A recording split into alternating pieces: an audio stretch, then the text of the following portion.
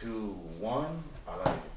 Muy buen día, saludos para todos, muy bendecidos. Los declaramos este día completos y que no les falta nada.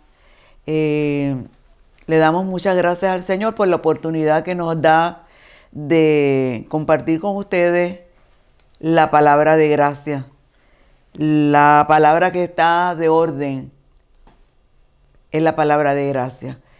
Le damos muchas gracias al Señor porque nos han entrado muchos correos felicitando el programa, dándole gracias al Señor porque el pastor está aclarando este misterio y que hay tanta gente, mucha gente que están hablando de gracia.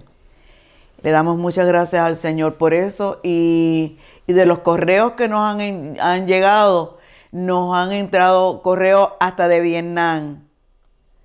Hay una persona que está solicitando un libro de los últimos libros que se escribieron. El Rosado él está pidiendo ese libro. Y sí, y es bueno decirle a las personas que están fuera de, de Estados Unidos, Puerto Rico, que los libros, la única forma de enviárselos a través de libros electrónicos, que es un sistema donde se le pone un código y ellos entran ahí, lo pueden leer en el monitor de la computadora e ir imprimiendo página por página poco a poco, por el asunto del correo. Quiere decir que a él se le va a enviar. Sí, a él se le va a enviar igual que a otras personas, porque el correo es sumamente costoso. Mandar un libro a Vietnam vale $50, vale más que el libro. Así es. Doble. Entonces, según lo que tú estabas comentando, es enorme la cantidad de gente que uno encuentra en las redes hablando de gracia. Pero al mismo tiempo a mí me gustaría hacer un comentario. Ve que no se puede olvidar que la gracia es un crecimiento. Entonces sí encontramos gente hablando de gracia y es bueno, pero también encontramos gente, que voy a usar una expresión, que es una expresión que se usa mucho en Puerto Rico, que es disparando a la baqueta, que quiere decir que en el tiempo del oeste los cowboys tenían su revólver en la baqueta. Entonces para disparar se suponía que lo sacaran, apuntaran y dispararan al blanco, pero había algunos que disparaban de la misma baqueta y entonces fallaban al blanco. Entonces hay muchos disparando de la baqueta sin entender que la gracia tiene ciertos fundamentos que si tú los ignoras o no los conoces porque empezaste hace poco, O tratas de evitarlo, de no doblarlo. o tratas de evitarlo, pero vamos a decir que empezaste hace poco, te metiste a las redes, oíste la gracia y te gustó, la abrazaste, dijiste esto es lo que yo estaba buscando y hace 3, 4, 5 años que empezaste expuesto a la gracia, eso no es suficiente. Nosotros llevamos 35 años hablando de gracia y siempre le hacemos énfasis a la gente que esto es un crecimiento de poco a poco. No se puede disparar de la baqueta. Una de las cosas que estas personas yo veo que ignoran es que no mantienen la línea de un mensaje, sino sí hablan muchas cosas de gracia, pero es saltando de un lugar para otro, no mantienen una línea de mensaje sobre un tema específico, sino hablan de gracia, pero hablan 15 cosas diferentes, ¿ves? Porque son nuevos. Entonces hay que crecer, hay que entender que la Biblia, por ejemplo, no está colocada en orden cronológico. Entonces tú tienes que entender eso. ¿Por qué? Porque, ejemplo, la primera carta que el apóstol Pablo escribe no es a Romanos, sino es a Primera de Tesalonicenses. Sin embargo, no se encuentra en el primer lugar. Entonces, cuando uno lee, No está en orden. no está en orden. ¿Y cuál es la importancia que tiene eso? Bueno, tiene mucha importancia, porque al tú no entender orden cronológico, no ves el crecimiento del apóstol Pablo, que él también tuvo que ir creciendo poco a poco, inclusive ahí en 1 de Tesalonicenses hay una expresión de Pablo donde Pablo estaba equivocado. Por ejemplo, él dice, guardad todo vuestro ser irreprensible, espíritu, alma y cuerpo. Y nosotros sabemos que eso es imposible, que tú no puedes guardar el cuerpo irreprensible, porque el cuerpo es un cuerpo de humillación, la carne.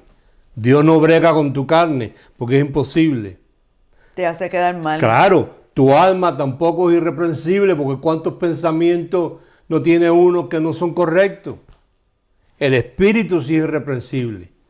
Pero Pablo, en su principio, su deseo era que todo el mundo estuviera irreprensible. Sin embargo, años más tarde, cuando él le escribe a los romanos o a la iglesia que estaba en Roma, dice, lo que quiero hacer en la carne y en el pensamiento, no lo hago por el pecado que mora en mi carne. O sea, ya él entendió que la carne no era irreprensible. Después, cuando él escribe a la iglesia de Éfeso, le dice primero en el capítulo 4, verso 22, despojados del viejo hombre que está viciado conforme a deseos engañosos. O sea, no que estaba, sino que está. Entonces, renovados en el espíritu de vuestra mente, ¿ve? Y crecer en el espíritu, en el conocimiento de la palabra. Entonces, eso hay que tenerlo en cuenta. No se puede estar disparando así porque sí, o porque tuviste una campana, no sabes dónde sonó, o simplemente le dijiste a uno, el infierno no existe. Pero cuando tú digas eso, tú tienes que tener el conocimiento de cuando esa persona te diga, explícame por qué no existe o por qué no está en función, tú puedas de forma seria y con fundamento bíblico explicarle. Si no, lo que hace uno es dañar a la gente con eso. Claro. Que lo hemos conocido. Claro, igual que hay que conocer que esto es un libro de historia. Aquí está la historia. Cuando tú lees aquí Génesis, eso es historia, porque ya pasó. Pero que las historias hay que entender que tienen dos fechas. La fecha del suceso, cuándo pasó, y la fecha cuando escribieron sobre ese suceso. Hoy estamos a diciembre 10 del 2020. Hoy puede suceder algo.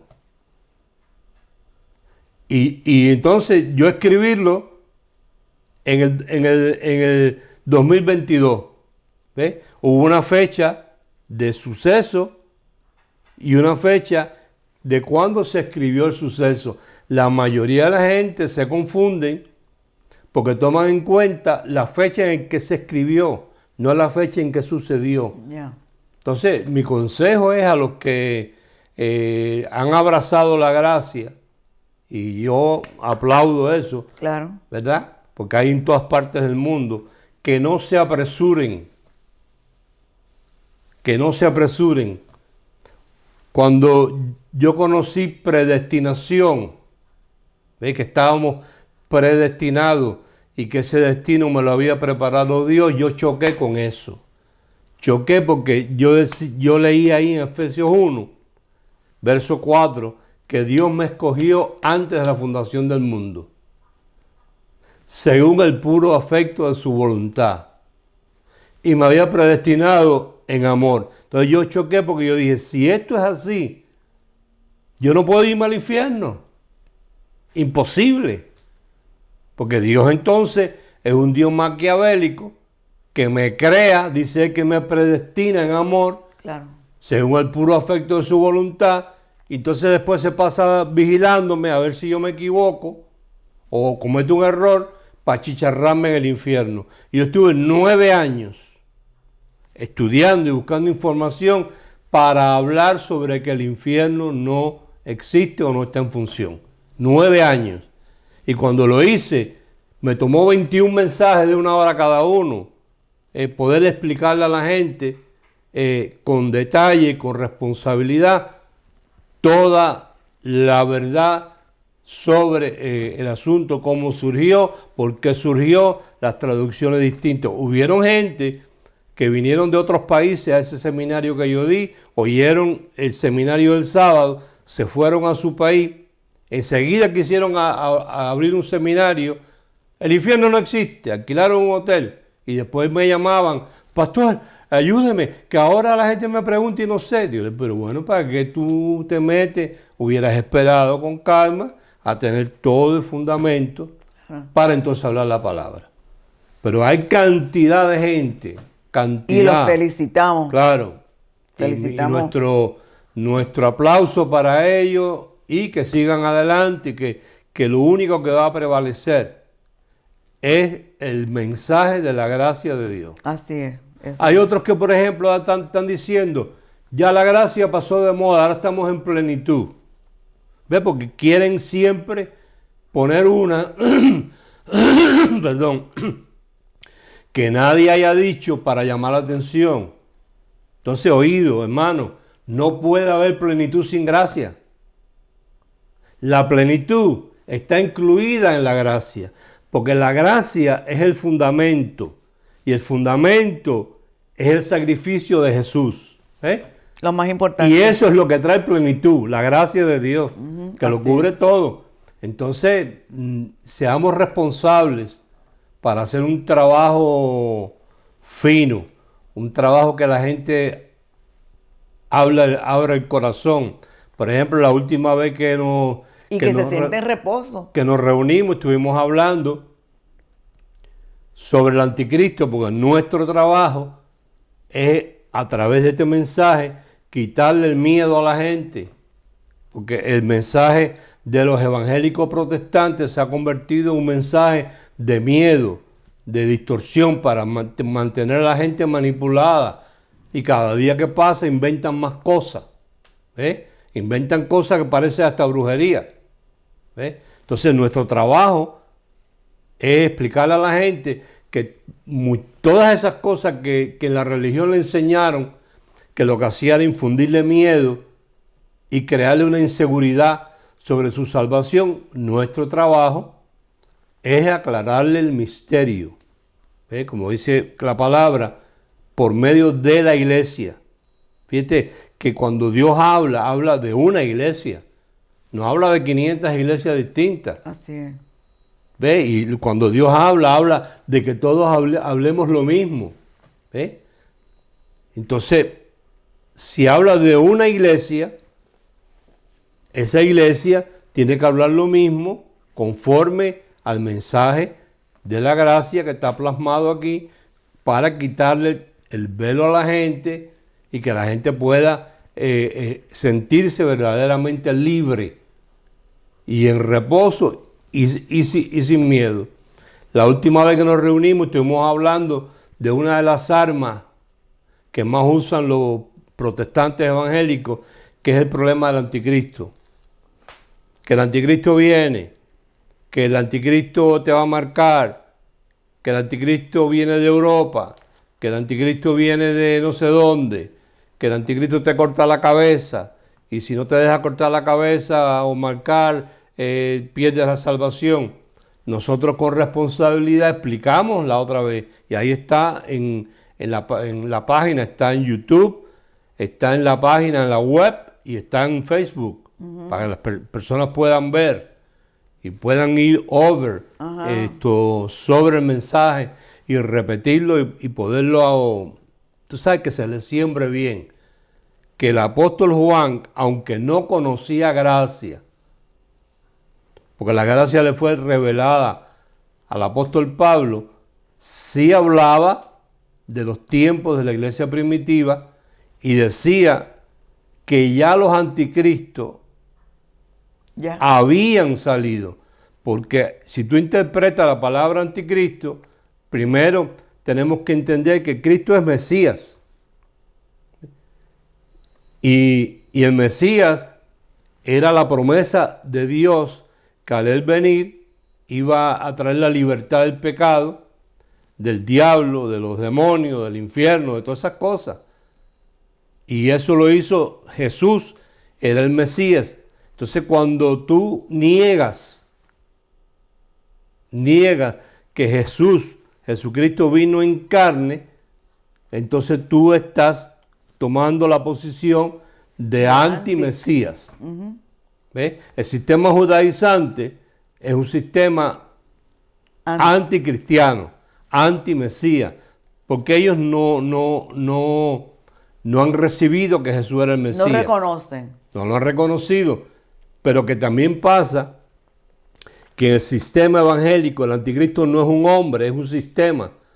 Cuando en el sistema evangélico o en el católico se hacen tantas liturgias y tantos ritos para justificarse delante de Dios o para conseguir algo, tú estás diciendo con tu acto, yo tengo que hacer esto porque el Mesías no hizo suficiente.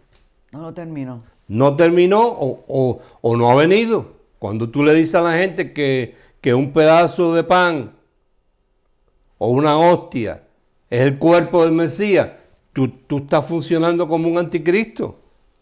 Porque él ya partió su carne, derramó su sangre para que tú y yo tuviéramos acceso al lugar santísimo. Y eso lo explicamos con un lujo de detalle la vez pasada que nos reunimos. Hoy nosotros vamos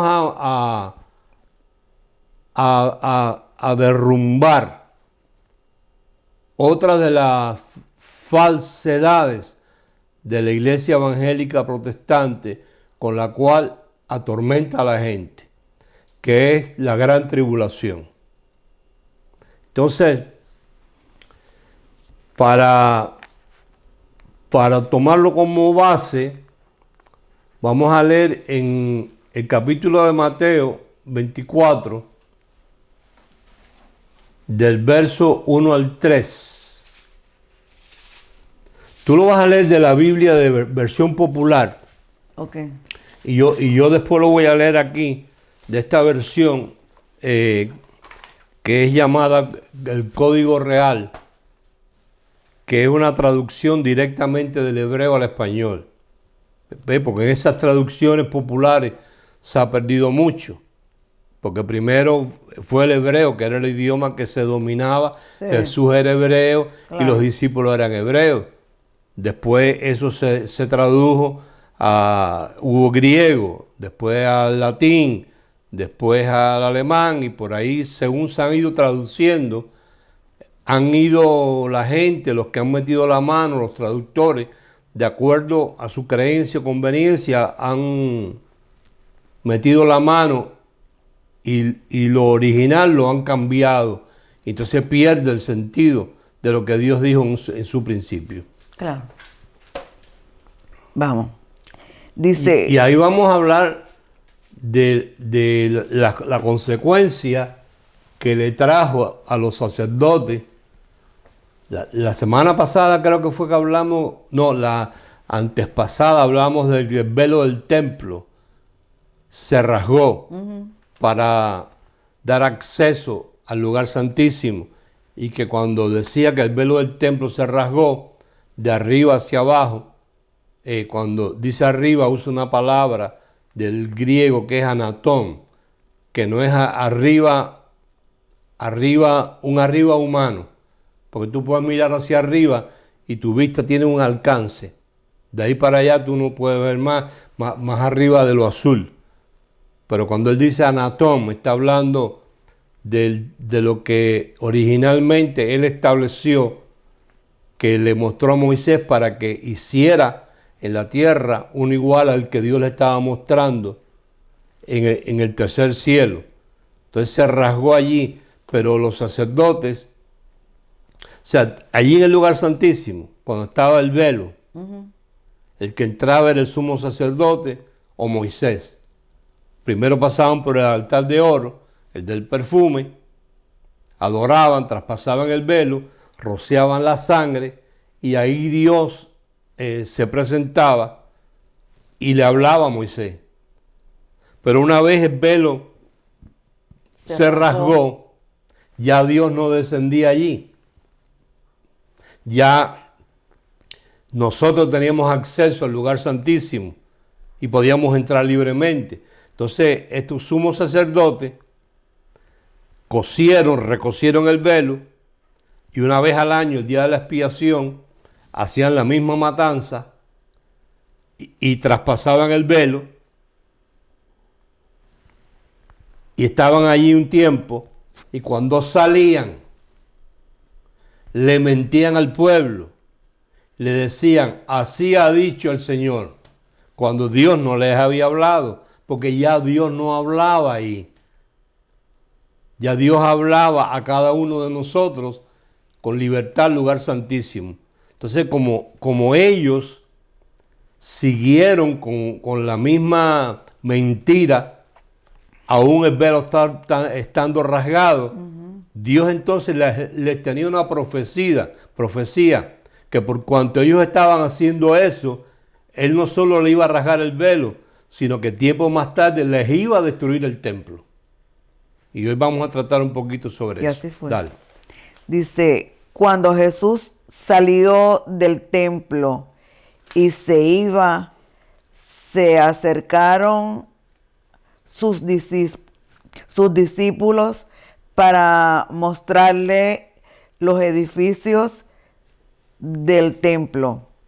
Respondiendo, él les dijo, ¿veis todo esto? De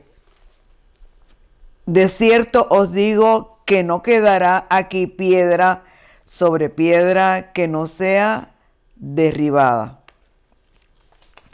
Y estando él sentado en el monte de los olivos, los discípulos se le acercaron aparte, diciendo, dinos, ¿cuándo serán estas cosas? ¿Y qué señal habrá de tu venida y del fin del siglo? Ok, ahora fíjate, yo lo voy a leer de aquí. Dice, y saliendo del templo, mientras se iba, se le acercaron sus discípulos para mostrarles las edificaciones del templo. Entonces respondiendo Jesús dijo, ¿os referís a todas estas construcciones? Ciertamente os digo, bajo ningún concepto ha de ser dejado aquí piedra sobre piedra que no sea derribada. Le está hablando de la destrucción del templo. Y estando él sentado en la cima del monte de los Olivos, sus discípulos se le acercaron privadamente y le dijeron, dinos, ¿cuándo serán estas cosas y cuál será la señal? Fíjate, ¿cuál será la señal de tu revelación como Mesías? De tu revelación como Mesías. ¿Cuándo será que tú cumplas? Si tú verdaderamente eres el Mesías, ¿cuándo será que tú cumplas todas las promesas que el Padre por miles de años mantuvo vivas ahí para cuando viniera el Mesías? Porque el pueblo de Israel todos esos años se dedicaron nada más fue a anunciar la venida del Mesías. Ajá.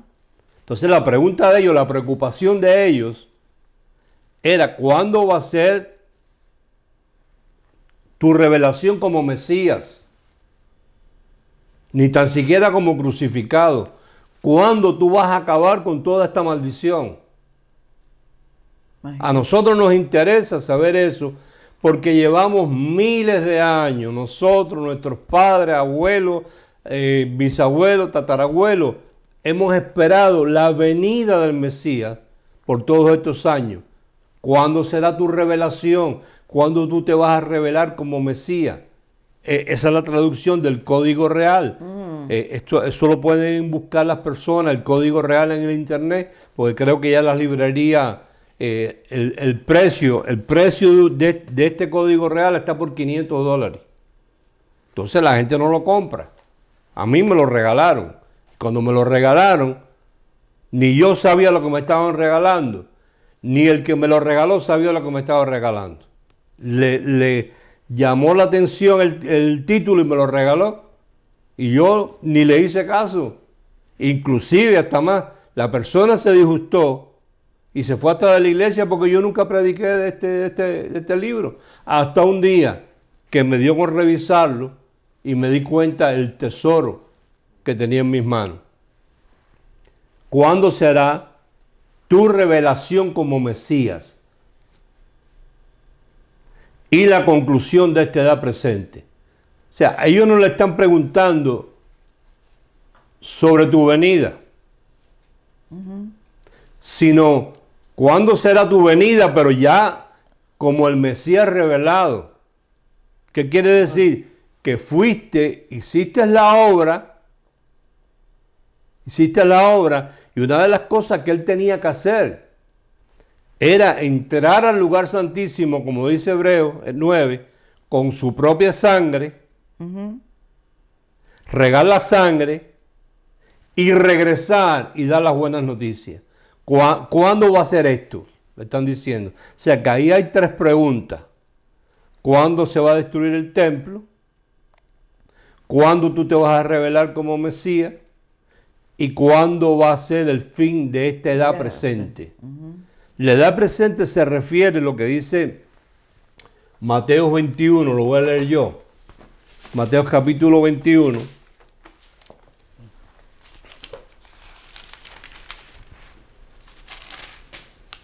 En el verso 23 dice, cuando vino al templo, los principales sacerdotes y los ancianos del pueblo se acercaron a él mientras enseñaba y le dijeron, ¿con qué autoridad haces estas cosas y quién te dio esta autoridad? O sea, estoy leyendo este versículo para que veamos a quién y con quién está hablando él. Y ahí narra la conversación completa, da hasta una parábola, y cuando llegamos al verso 43, dice, por tanto os digo que el reino de Dios será quitado de vosotros. Cuando leemos vosotros, entendemos que le está hablando a los sumos sacerdotes que leímos en el verso 23. Ajá. El reino de Dios será quitado de vosotros y será dado a gente que produzca los frutos de él. Y el que cayere sobre esta piedra será quebrantado, sobre quien ella cayere lo desmenuzará. Y oyendo sus parábolas, los principales sacerdotes y los fariseos entendieron que hablaba de ellos. ¿Ves? Esa era la edad presente. Que el reino estaba en manos de Israel y le iba a ser quitado. Le iba a ser quitado porque ya él estaba anunciando que el reino de los cielos le iba a ser dado a otra gente. Y el reino de los cielos se había acercado porque él iba a establecer el reino de los cielos aquí en la tierra. Y ya no iba a ser dirigido por Israel, sino por gente que produjera frutos del reino. Entonces, eso está cumplido ya. Ahora, ¿qué falta por cumplirse? Bueno, falta por cumplirse en ese momento, que es lo que vamos a hablar ahora, de la destrucción del templo, donde él dijo que no quedaría piedra sobre piedra que no fuera destruido. Para nosotros entender esto, vamos a ir a Lamentaciones, porque esto era algo profético. A Lamentaciones, el libro de Lamentaciones, para los que están allá en casa, está después del libro de Jeremías.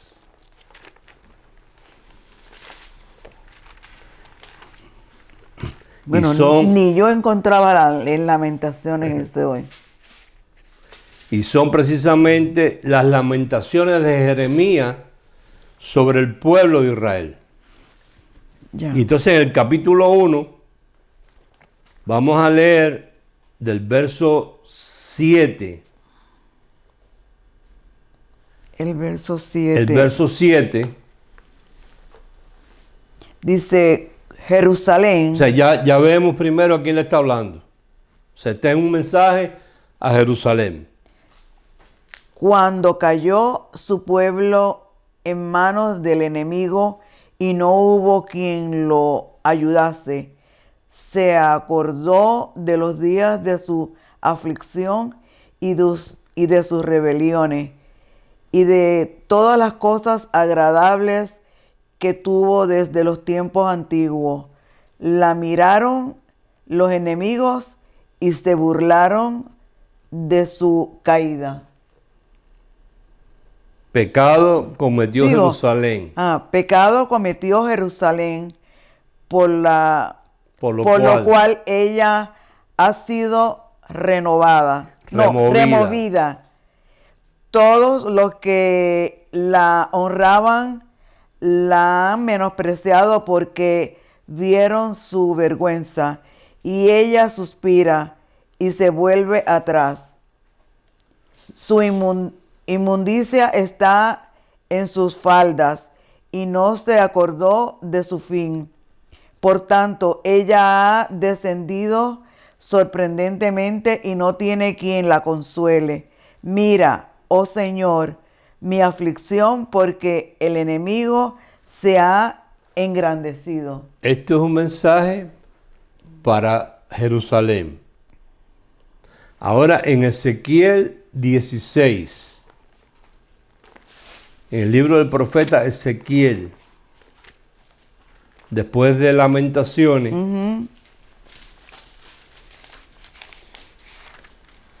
16, del verso, vamos a leer el verso 1, porque queremos, el 1 y el 2, porque queremos saber a quién le va a hablar este mensaje Dios. ¿Ok? Espérate.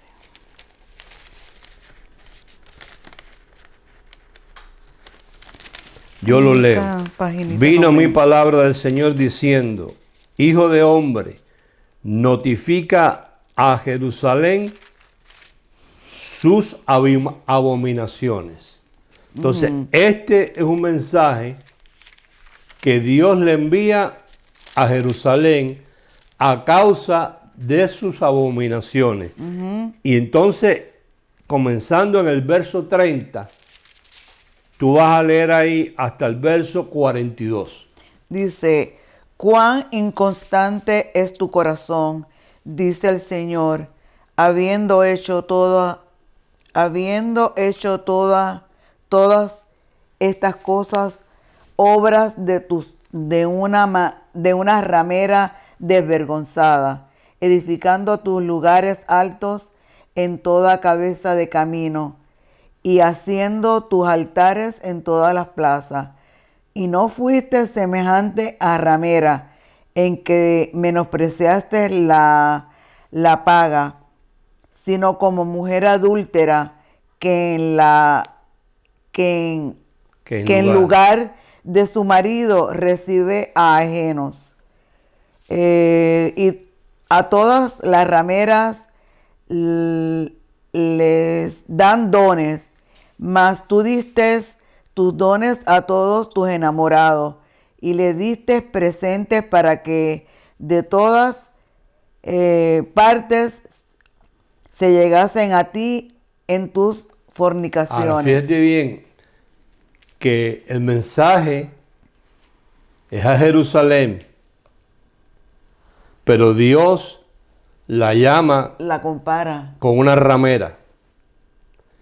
Y no una ramera buena, porque inclusive dice, las rameras cuando cometen su acto reciben pagas, le pagan, como a las prostitutas. Pero tú fuiste ramera, te revolcaste con tus enamorados y en vez de recibir paga, fuiste tan inmunda y tan adúltera que de todas las bendiciones que yo te di, tú se las diste a ellos. Por ejemplo, Dios bendijo al pueblo de Israel de una manera abundante y él le daba de esas bendiciones a los filisteos. Wow. Les entregaba a sus mujeres. O sea, si alguien quiere saber, claramente, Oye, pero la puso por abajo. no, y ahora vamos a seguir leyendo, la gran ramera que habla la Biblia, que por años los evangélicos han dicho que es la Iglesia Católica, no es la Iglesia Católica, porque la Iglesia Católica ahí no existía. ¿De dónde? Dios no dice ahí que le está hablando a Roma. Dios dice ahí que le está hablando a Jerusalén. A Jerusalén, sí. Y la llama ramera. Y después en Apocalipsis le llama madre de rameras. Porque como hemos dicho otras veces, todas las liturgias y todos los ritos que ellos hacían, de acuerdo a la ley, que él le dijo, el fin de la ley es el Mesías, dejen eso ya, que lo dejaran de hacer. De esas liturgias Se han copiado los demás. copiaron la Iglesia Católica. Constantino copió de la Pascua e hizo la Eucaristía, que es la hostia. Y los evangélicos protestantes copiaron de la Iglesia Romana, que fue la primera, copiaron de la Eucaristía la Santa Cena. Entonces, cuando habla de madre de ramera, es porque ella tiene muchas hijas. Wow. La única que no es hija de ella es la iglesia que predica gracia. Por eso cuando No está contaminada. no, porque es que cuando el Espíritu Santo habla a través de Pablo en Efesios 3, dice que la multiforme sabiduría de Dios sea ahora dada a conocer a todo el mundo por medio de la iglesia, de una iglesia. ¿De cuál? Pues Pablo te está hablando del misterio de la gracia y te está diciendo que la iglesia de la gracia es la que da a conocer la multiforme sabiduría de Dios. Donde haya rudimento, no hay gracia. Aunque sea un poco de levadura, aunque sea una gota de agua, aunque sea una gota de aceite, aunque sea Lo que lo sea, más mínimo, que obres tú, la están adulterando. ya tú estás adulterando la gracia. Entonces, cuando hablamos de ramera, y si fuéramos a hablar de eso nada más, yo puedo mostrar, o la persona ella en su casa puede mostrar, ir a la concordancia que tiene las Biblias o comprarse una, y verá que no es solamente en el libro de Ezequiel que Dios llama ramera a Israel. En casi todos los profetas, cuando Dios habla de Israel por sus abominaciones que hicieron, la llama ramera. Wow. Entonces, verso 34. Dice, y ha sucedido contigo en tus fornicaciones lo contrario de los demás, De las demás mujeres. mujeres, porque ninguno te ha solicitado para fornicar ni das la paga Y tú das la paga. en lugar de recibirla. Por esto ha sido diferente. Sigo. Sí. Dice, por tanto, ramera. Porque ahora él le va a decir las consecuencias que le va a traer. Y después vamos a regresar a Mateo 24 y vamos a ver. Por tanto, ramera. O sea, la llama por su nombre. Así la llama él. Oye, palabra del Señor. Así ha dicho el Señor, por cuanto ha sido descubierta tu desnudez en tus fornicaciones y tu confusión ha sido manifestada a tus enamorados y a los ídolos de tus abominaciones y en la sangre de tus hijos, los cuales le diste.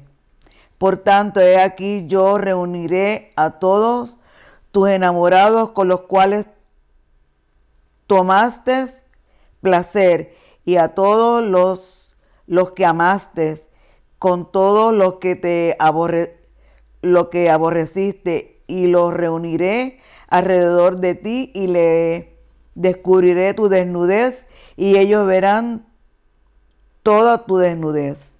Sí. Y yo te juzgaré por las leyes de las adúlteras y de las que derraman sangre, y traeré sobre ti sangre de ira y de celos, y te entregaré en tus manos de ellos, No, te entregaré en manos de ellos. en manos de ellos, y destruirán tus lugares altos, y derribarán tus altares, y te despojarán de las ropas, se llevarán tus hermosas alhajas, y te dejarán desnuda y descubierta, Sí. y harán subir contra ti muchedumbre de gente, y te apedrearán, y te agravarán con tus Te espadas, atravesarán con sus espadas. atravesarán con sus espadas, quemarán tus casas a fuego, y harán en ti juicios en presencia de muchas mujeres, y así haré que dejes de ser ramera, y que ceses de prodigar tus dones, y saciaré mi ira sobre ti, y se apartará de ti mi sello, Mi celo. mi celo, y descansaré, y no me enojaré más. Viste, mira lo que está diciendo ahí, después que yo derrame mi ira, que es lo que la gente no entiende, Dios derramó su ira, les destruyó el templo, acabó con la ley, y de ahí en adelante Él ya no se enoja más. Wow. Porque ahora, de ahí en adelante, hubo el sacrificio del Mesías. Y el Mesías derramó su sangre. Y el Mesías quitó el pecado del mundo. Y el Mesías nos limpió. De ahí en adelante, la Biblia dice que la muerte reinó desde Adán hasta Moisés, que era la ley. De ahí en adelante ya no hubo más muerte. De ahí en adelante nació un hombre nuevo. Nació un hombre nuevo, Wow. una nueva criatura, sin el pecado de Adán. Lo que de ahí en adelante comete a la gente son unas faltas que les trae consecuencias, que no se aplauden esas faltas, por Así supuesto. Pero en cuanto a Dios se refiere, no son pecados. Entonces Él ahí derramó su ira y dijo, y no me enojaré más. Pero la llama ramera, la llama adúltera, y le dice que sus mismos enamorados irán contra ella y la destruirán y le pegarán fuego, que no es otra cosa que la destrucción del templo en el año 70 después de Cristo, donde Dios mismo toma un general llamado Tito con sus legiones de romanos, con todo su ejército, y sitia a Jerusalén. Y estuvieron desde el mes de febrero hasta el mes de septiembre sitiados, donde el que salía lo atravesaban a espada, y el que no se moría de hambre porque no tenían comida ni tenían agua. Y eso lo vamos a leer en Lamentaciones. En el capítulo 4. Y yo creo que este día hay unos versículos salteaditos, porque es largo. Sí. Dime. Espérate, déjame buscar. Se me acaba el tiempo.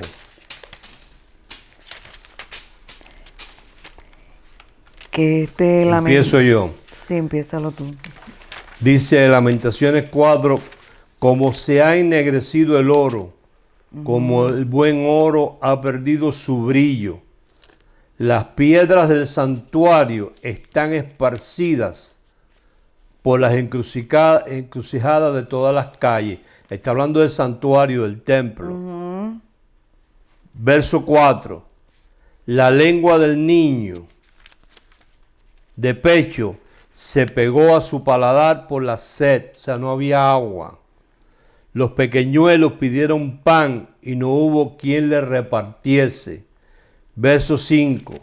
Los que comían delicadamente fueron asolados en las calles. Los que se criaron entre la púrpura se abrazaron a los estercoleros, a los que vendían estiércol. El 6.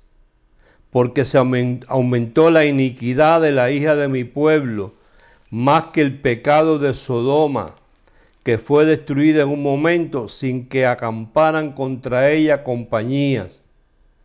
El 9. Más dichosos fueron los muertos a espada que los muertos por el hambre, porque esos murieron poco a poco por falta de los frutos de la tierra. Ahora escucha, las manos de mujeres piadosas cocinaron a sus hijos. Sus propios hijos les sirvieron de comida en el día del quebrantamiento de la hija de mi pueblo. Sigue tú, verso 11. Cumplió el Señor su enojo, derramó el ardor de su ¿Viste? ira Lo que acabamos de leer en Ezequiel, derramó su ira. y encendió en Sión fuego que consumió hasta sus cimientos. Nunca los reyes de la tierra ni todos los que habitan en el mundo creyeron que el enemigo y el adversario entrara por las puertas ¿De dónde? de Jerusalén. Entonces, te está hablando que todo esto que acabamos de leer, que está aquí en la Biblia mía, en la tuya, en el de aquel, en el del otro, en la de los hermanos que están allá, parafraseamos. Israel cometió abominaciones delante de Dios y constantemente, si tú lees el libro de los reyes, de los jueces, vas a ver cuántas apostasías cometió Israel. Israel inclusive sacrificaba a sus hijos a los dioses ajenos. Toda la prosperidad que Dios le dio se la daban a otros pueblos. Entonces Dios se hartó. Dijo, derramaré mi ira sobre ti. Y los enemigos nunca pensaron que eso pudiera ocurrir y el enemigo entrara por las puertas de Jerusalén. Dice en el verso 13. Es por causa de los pecados de sus profetas ¿Y qué? las maldades de sus sacerdotes. ¿Viste? Porque le mentían al pueblo. Quienes derramaron en medio de ella la sangre de los justos. Entonces ahora vamos a Mateo 24. Ya. Entonces mucha gente se preguntará, pastor, pero tú no vas a hablar de la gran tribulación. Ahora vamos a hablar de ella. Pero era lo que yo decía desde el principio. Tú no puedes llegar a decirle a la gente, no va a haber gran tribulación. Si tú no sabes explicarle lo que nosotros hemos explicado ahora. De que había una sentencia contra Jerusalén. De que Dios la llamaba ramera. De que Dios dice que vendría a Jerusalén, al templo de Jerusalén, que los niños se le pegaba la lengua en el paladar a causa de la sed. Que las madres cocinaban a sus hijos para poder comer. Que con fuego destruyeron todo eso. Que ni los enemigos de ella creyeron que eso pudiera pasar. Ahora leemos nosotros en Mateo 24. ¿Cuál? Mateo 24, vamos a leer.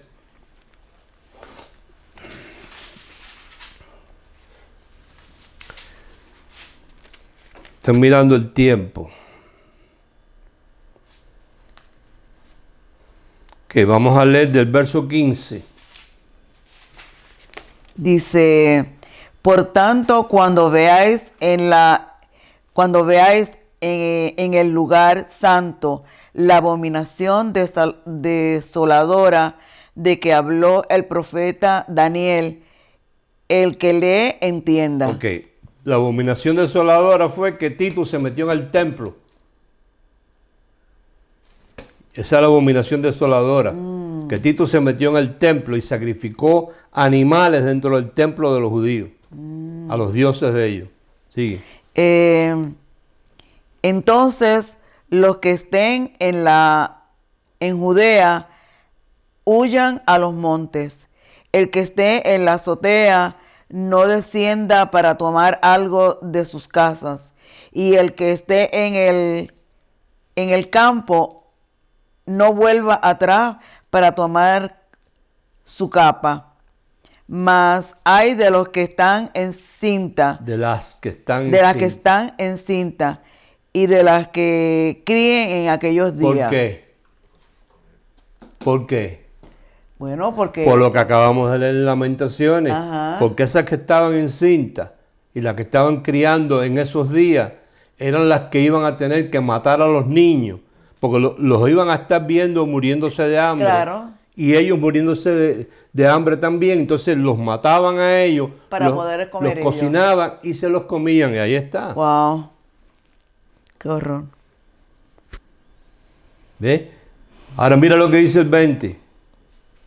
Orad, pues, que vuestra huida no esté en invierno ni en día de reposo. ¿Por qué no?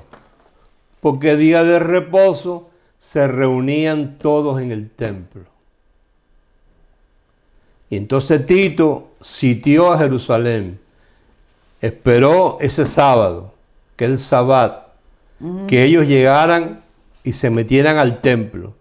Cuando se metieron al templo, todos ellos, Tito les cerró la ciudad y no los dejó salir. Les cerró el agua. Por eso era que estaban todos ahí. Claro, le cerró el agua. Y entonces los que ya estaban desesperados allá adentro, que salían, Tito, los romanos, los mataban con las espadas. De eso te habla Ezequiel, Claro. te habla Ya lo Lamentaciones, leíste. y lo habla ahí. Los mataban. Por eso él dice, orad porque vuestra vida no sea en día de reposo, ni en invierno, porque los va a agarrar el invierno allá afuera. Ajá. Entonces estuvieron ahí entre 6 y 7 meses sin comida y sin agua. Y entonces, verso 21 dice, Porque habrá entonces gran tribulación, cual no ha habido desde el principio del mundo hasta ahora ni la habrá. entonces, esto lo está diciendo claro, Que ya. cuando estos pastores le están diciendo a la gente en la iglesia, ten cuidado, porque si no te portas bien, La gran tribulación. te queda y vas a pasar por la gran tribulación. La gran tribulación fue en aquellos días donde se destruyó el templo y ahí mismo está diciendo, porque en esos días habrá gran tribulación, de tal manera cual nunca la ha habido Ni la habrá. ni la habrá jamás. Entonces la gran tribulación pasó en los días de la iglesia, o todavía la iglesia no había ni nacido, Jesús estaba hablando de lo que iba a pasar. Y entonces dice que eso que él está hablando, yo lo voy a leer de aquí, porque ya nos va quedando poquito tiempo, me avisan ahí. ¿Ves? Porque habrá entonces una tribulación muy grande como nunca ha sido vista desde el principio del mundo hasta ahora, ni la habrá jamás. Eso es en los días de la iglesia primitiva. ¿Ves? Entonces en el verso 32 dice, por esto de la higuera aprender el misterio, cuando ya su rama se pone tierna y comienza a brotar las hojas, sabéis que el verano está cerca, está hablando de Israel. Así también vosotros, mira, vosotros, le está hablando a la gente de aquella época. Le está diciendo, cuando veáis todas estas cosas, las que tú acabas de leer, cuando veáis todas estas cosas, dad por cierto que está cerca a las puertas. De cierto os digo, de ningún modo pasará la generación que vea esto, sino que estará en pie hasta que sucedan todas estas cosas. Quiere decir que le está hablando a aquella generación. Fue esa gran Que tribulación vean todo esto. que Dios en su ira, viendo que Él le rasgó el velo y aún seguían ellos, desde el año 33 que rasgó el velo, seguían ellos metiéndose al lugar santísimo y salían, ya Dios no hablaba, Claro. y salían y le decían al pueblo, estuve allá adentro y Dios me dijo así, así, así, y todo era falsedad, Wow. todo era mentira. Entonces estuvieron 37 años hablándole a los sumos sacerdotes, mentira al pueblo y diciendo que era Dios el que le estaba hablando. Entonces Dios se hartó en su ira, dijo, así que con el velo rasgado siguen ustedes en eso. Ahora les voy a destruir el templo. Para que ya. Y es ahí donde los propios enamorados de ella, de Israel, de Jerusalén, fueron los que vinieron y la destruyeron. Y yo aprovecho un minutico o dos que me den aquí en producción para leer en Apocalipsis, para que la gente vea que eso es un libro cumplido. Mira, en Apocalipsis capítulo 17, dice, verso 15, me dijo también, las aguas que has visto, donde la ramera se sienta, son pueblos, muchedumbre, naciones y lenguas. ¿Cuál es la ramera?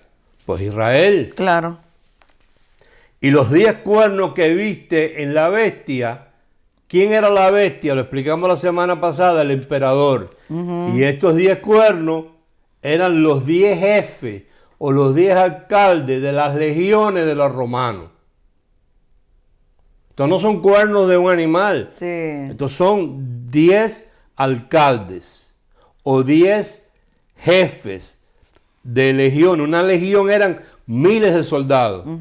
Pues la bestia, el tal 666 que hablamos la semana pasada, la bestia, el Nerón o el emperador de ese momento, mandó las legiones, 10 legiones, que son los 10 cuernos, y esos 10 cuernos, ¿qué dice? Estos aborrecerán ¿a quién? A la ramera. ¿Quién es la ramera? ¿Ves? Y la dejarán desolada y desnuda. Y devorarán sus carnes y la quemarán con fuego.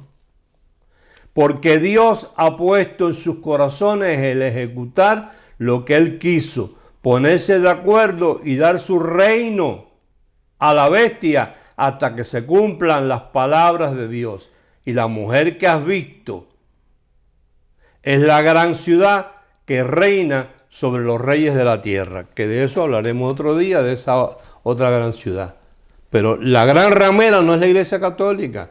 La gran ramera es el sistema judaizante y las abominaciones de Israel. Yo no estoy diciendo los judíos. Claro. Ni estoy hablando de los católicos. Claro. Ni estoy hablando de los evangélicos. Estoy hablando del sistema judaizante, del sistema del catolicismo romano, y estoy hablando del sistema evangélico protestante, que es sistema de anti-mesías. Y por esa razón, Dios le destruyó el templo.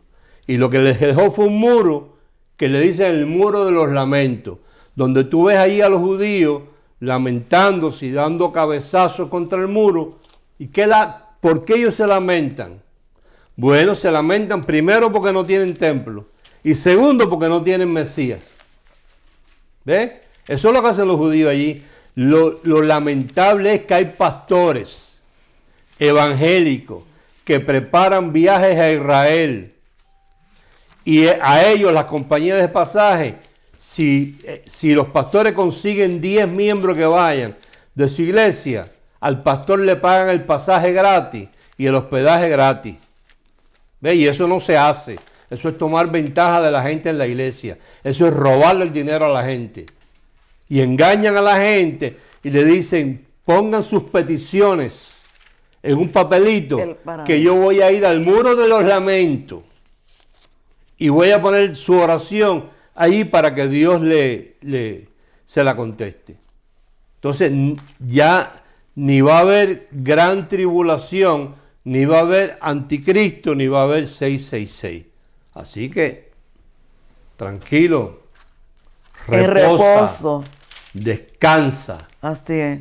Y busca plenitud en gracia. Que la gracia te quite el miedo. La gracia te quita el miedo, la gracia rompe todas estas cosas.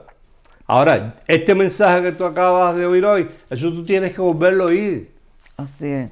Porque a mí me ha tomado años llegar a las conclusiones que hoy hemos llegado, de que no hubo una tribulación, ni la habrá jamás como la hubo en aquellos días. Viste que eso fue una sentencia para la destrucción del templo por las abominaciones de Israel, a la cual Dios llama ramera. Así es. Entonces, espero que crezcas en conocimiento, que crezcas en la gracia de Dios, que eso te dé reposo y eso te ayude a confiar en que todo lo que Dios ha prometido, así se ha cumplido y se cumplirá.